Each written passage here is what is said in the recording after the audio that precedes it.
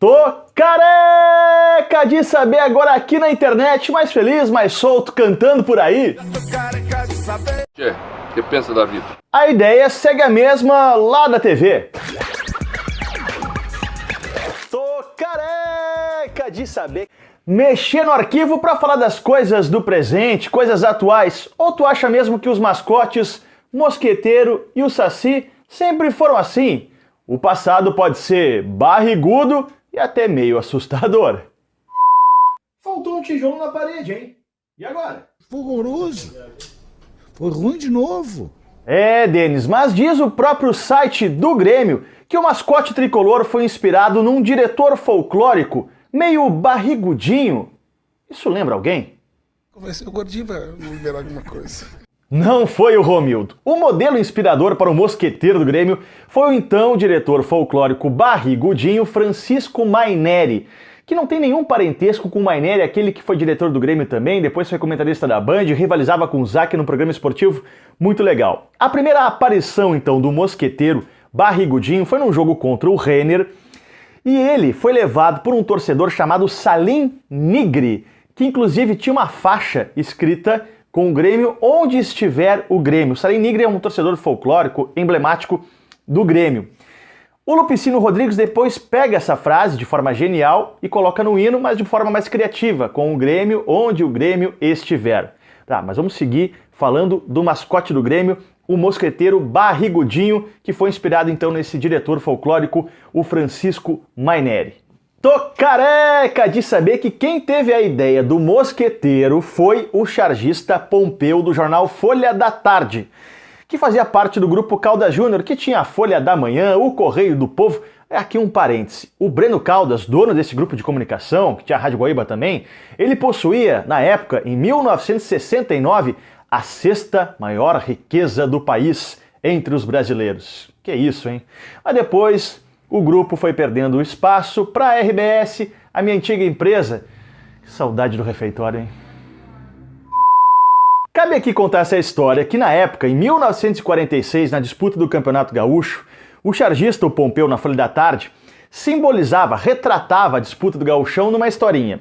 Tinha a Rosinha, que era, digamos assim, a taça do Gauchão, que flertava com outros personagens. Tinha o mosqueteiro do Grêmio, tinha o seu Sertório, que era o mascote do Renner, que ficava naquela região de Porto Alegre, na Avenida Sertório, o Renner que foi campeão gaúcho, inclusive.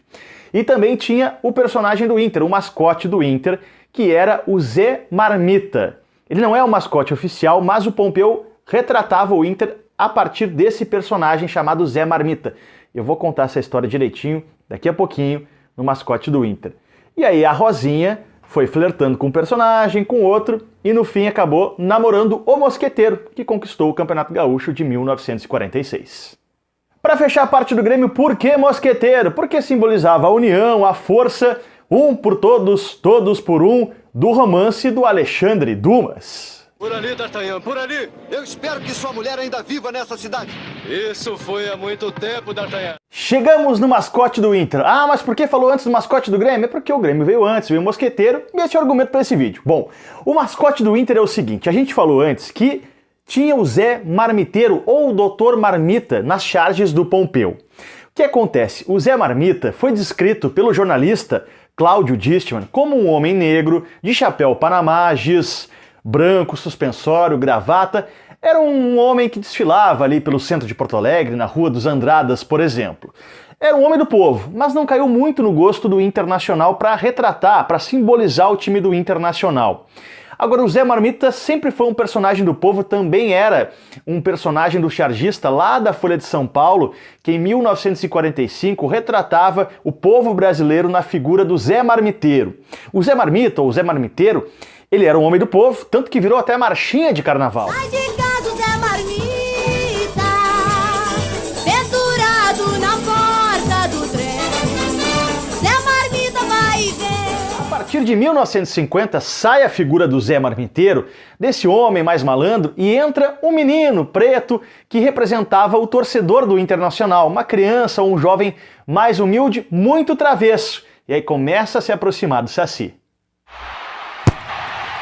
Mas o mascote do Inter se firma mesmo a partir de 1960 com a chegada do Saci, um personagem do folclore brasileiro, do escritor Monteiro Lobato. O Saci, um jovem negro muito rápido que engana os adversários driblando com muita velocidade.